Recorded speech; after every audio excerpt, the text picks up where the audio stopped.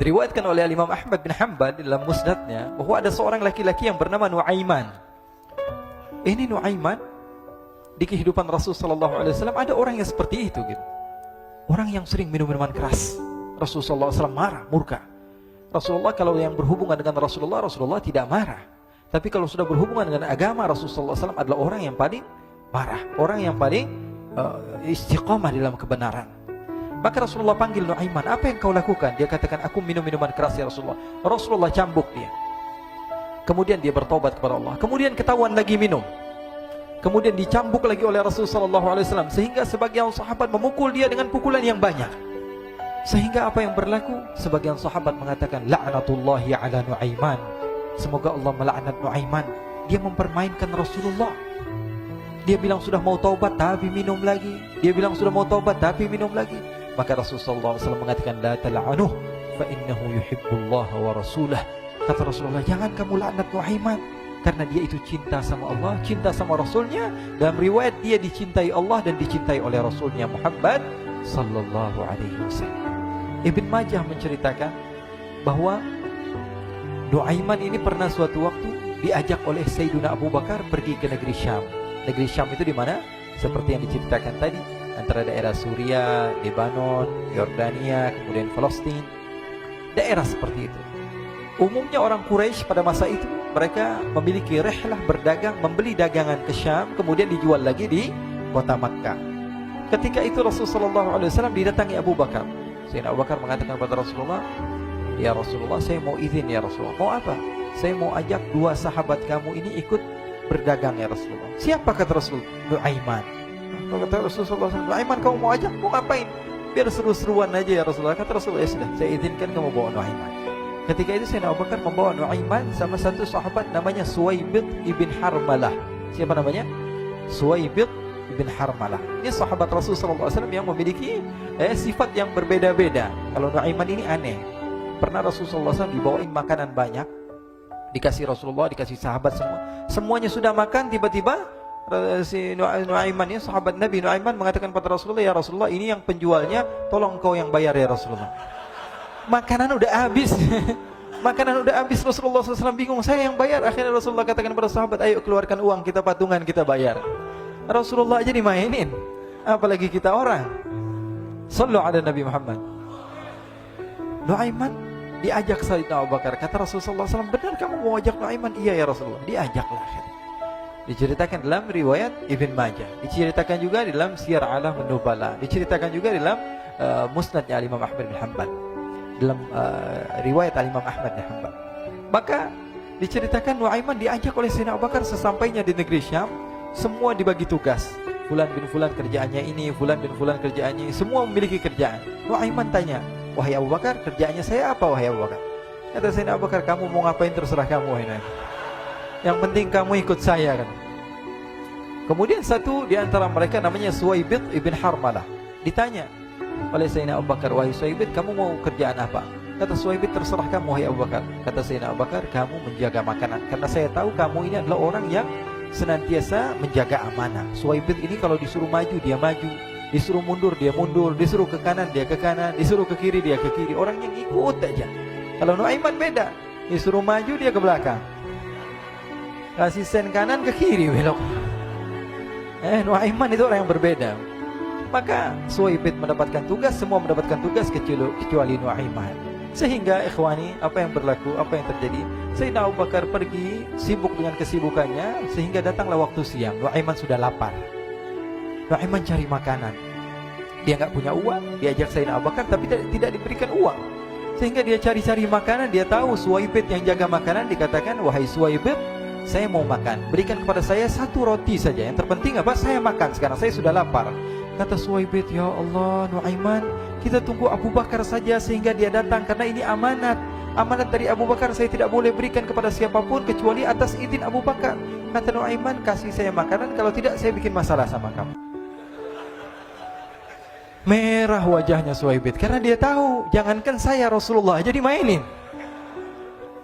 Bingung, apa yang harus saya lakukan? Akhirnya Nuaiman bilang, gampangannya aja, kata Nuaiman, kamu kasih saya makanan, atau kalau tidak saya bikin masalah sama kamu.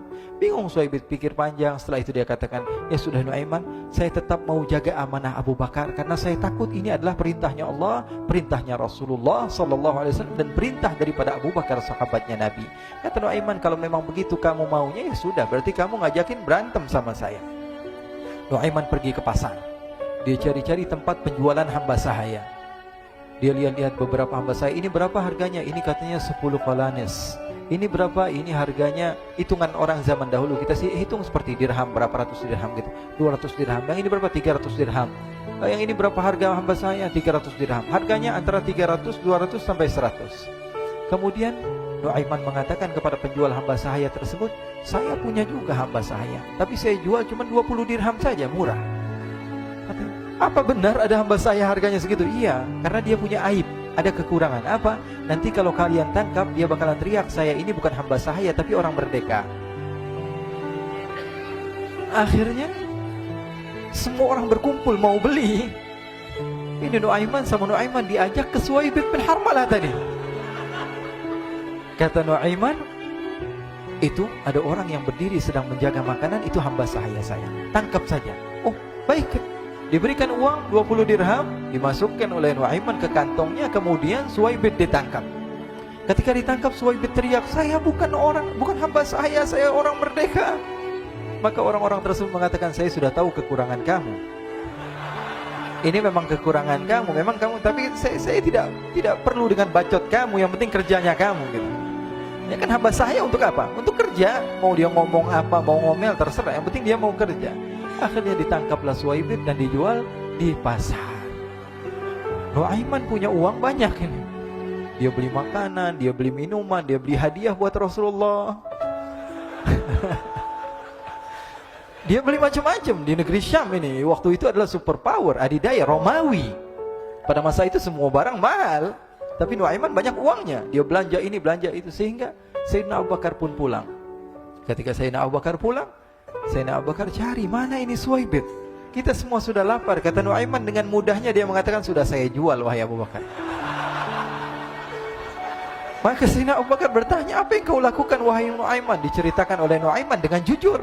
Nuaiman ini orangnya apa adanya, tapi nyusahin.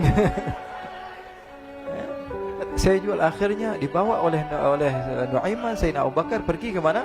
Ke pasar. Lalu dibeli lagi oleh Sayyidina Abu Bakar As-Siddiq, Suhaib yang tadinya orang merdeka menjadi hamba sahaya sebentar, kemudian dibeli lagi oleh Sayyidina Abu Bakar. Pulang ke Madinah, kisah ini diceritakan di hadapan Rasulullah SAW. Maka perawi mengatakan, fadhahikan nabiyyu hatta badat nawajiduhu. Ketika diceritakan kisah Nuaiman tersebut dengan Suhaib, Rasulullah tertawa sejadi-jadinya sehingga gigi geraham Rasulullah SAW nampak di wajah mata para sahabat.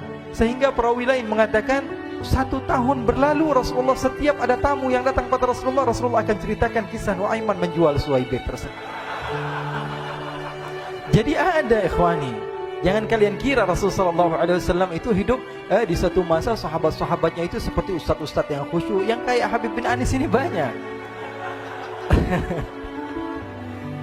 Bahkan ikhwani, mungkin di akhir karena masanya sudah habis, pernah suatu waktu Rasulullah SAW didatangi asyraf, delegasi dari beberapa negara yang ingin mengenal apa itu agama Islam.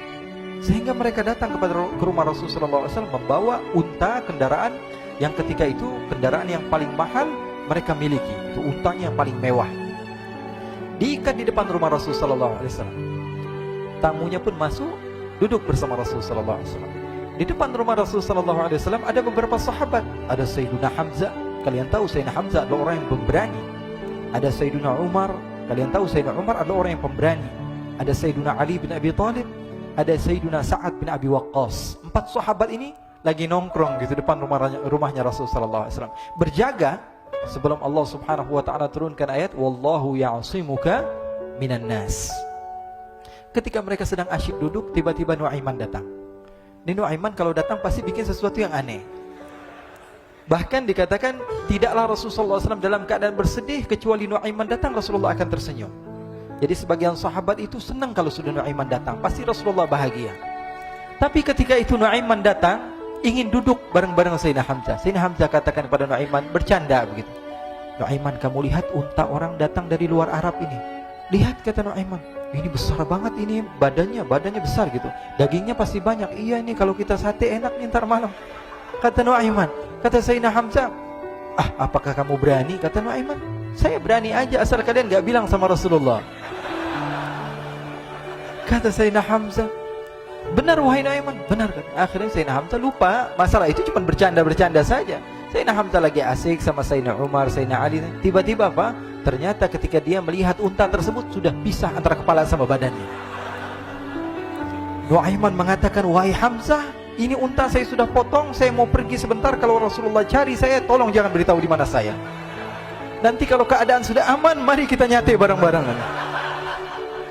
Ini ada yang seperti itu di zaman Rasulullah SAW.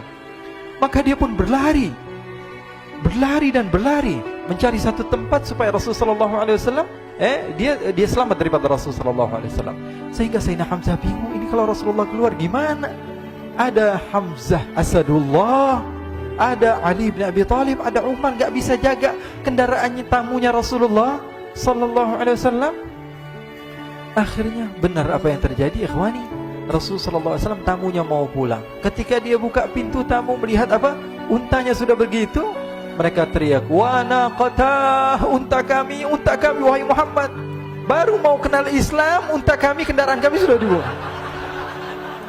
Rasulullah SAW lihat Sayyidina Hamzah, lihat Sayyidina Ali.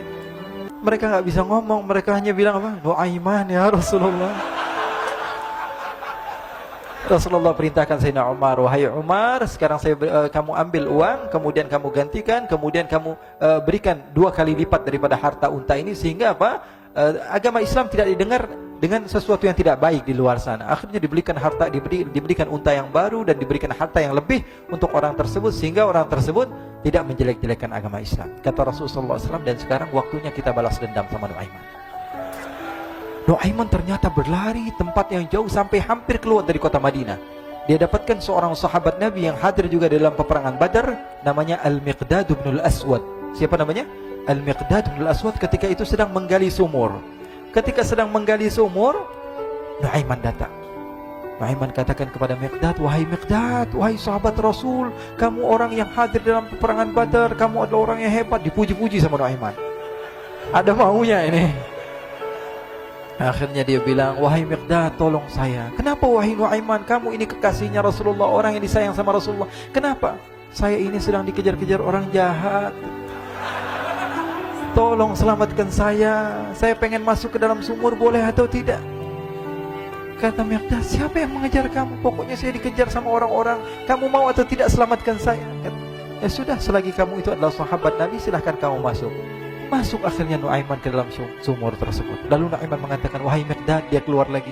Nanti kalau ada yang cari saya, tolong jangan beritahu saya di dalam sumur ya. Kata Miqdad, baiklah. Kata Nuaiman, siapapun yang bertanya tentang saya, kamu tidak akan kasih tahu. Iya kan?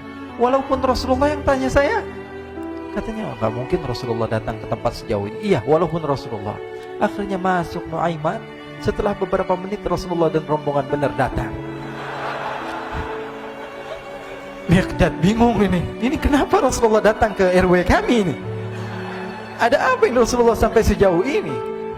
Ditanya, ya Rasulullah, ada apa ya Rasulullah? Kata Rasulullah, saya cari Nuaiman. Di mana Nuaiman? Inna lillah, kata Miqdad. Nggak dijawab ini Rasulullah. Kalau dijawab saya ingkar janji. Akhirnya apa dia katakan? Wahai Rasulullah, mata saya tidak memandang kepada Nuaiman, tapi tangannya nunjuk ke dalam sumur. Sahabat. Apa dia bilang? Mata saya tidak melihat kepada Nuaiman, tapi tangannya nunjuk ke sumur. Akhirnya dibuka sama Rasulullah, Nuaiman muncul. Kata Rasulullah, Nuaiman, kamu bikin malu saya, wahai Nuaiman. Ya Rasulullah, yang bersalah bukan saya, tapi orang yang mencari saya bersama kamu, ya Rasulullah. Akhirnya Rasulullah nengok siapa, ternyata Nuaiman sudah lari kabur. Sallu ala Nabi Muhammad. Kisah-kisah seperti ini sebenarnya banyak sekali, ya. Ini menunjukkan kepada kita bahwa kehidupan Rasulullah itu begitu indah. Rasulullah SAW, kalau kamu mau menjadi orang yang baik, contoh Rasulullah. Mau menjadi bapak yang baik, contoh Rasulullah. Mau menjadi pemimpin peperangan yang baik, Rasulullah. Mau menjadi murid yang terbaik, contoh Rasulullah. Bagaimana akhlak Rasulullah. Mau menjadi suami yang baik, contoh Rasulullah. Dalam segala hal, apapun itu Rasulullah SAW adalah makhluk yang paling terbaik.